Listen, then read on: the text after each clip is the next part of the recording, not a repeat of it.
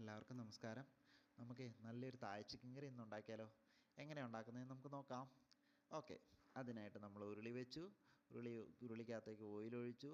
Oil ചൂടായതിന് ശേഷം നമ്മൾ ഇഞ്ചി, വെളുത്തുള്ളി, പച്ചമുളക്, അതുപോലെ തന്നെ സവോള, തക്കാളി ഇത്രയും സാധനങ്ങൾ നമ്മൾ ജസ്റ്റ് ഒന്ന് സോട്ട് ചെയ്യുക.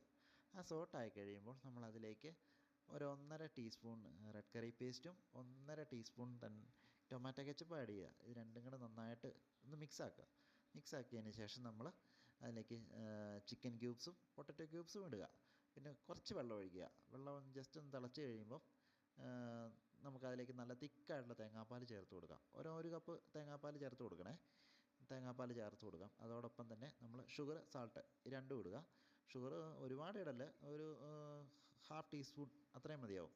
അതുപോലെ സാൾട്ടും കൺസിസ്റ്റൻസി ആയിട്ട് ഇട്ട് കൊടുക്കണം, ടു ടേസ്റ്റ്, അത്രേ ഉള്ളൂ. അപ്പോൾ അത് ഇട്ട് കൊടുക്കുക. അതിന് ശേഷം ഓൺ ടോപ്പിലേക്ക് നമ്മൾ മല്ലിയില കുനുകുനാ അരിഞ്ഞത്, അതായത് ചോപ്പ് ചെയ്ത് അതും കൂടെ ഇടുക. നന്നായിട്ട് ഇടുക. അതിന് ശേഷം നമ്മൾ ഫയർ റെഡ്യൂസ് സ്ലോ ഫയറിൽ ഒരു 7 മിനിറ്റ് 8 മിനിറ്റ് കുക്ക് ചെയ്യുക. കുക്ക് ചെയ്ത് കഴിയുമ്പോഴത്തേനും കറി റെഡിയാവുന്നതാണ്. പിന്നെ നമുക്കത് വേറൊരു പാത്രത്തിലേക്ക് മാറ്റാവുന്നതാണ്. നല്ലൊരു ഡിഷിലേക്ക്, നല്ല സെലക്റ്റീവായിട്ടുള്ള ഡിഷിലേക്ക് നമുക്ക് മാറ്റാം.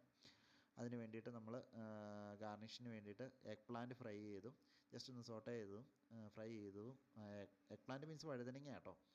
അതുകൂടാതെ തന്നെ lime, red chilli, coriander leaves ഇത്രയും സാധനം മതിയാവും. Coriander leaves means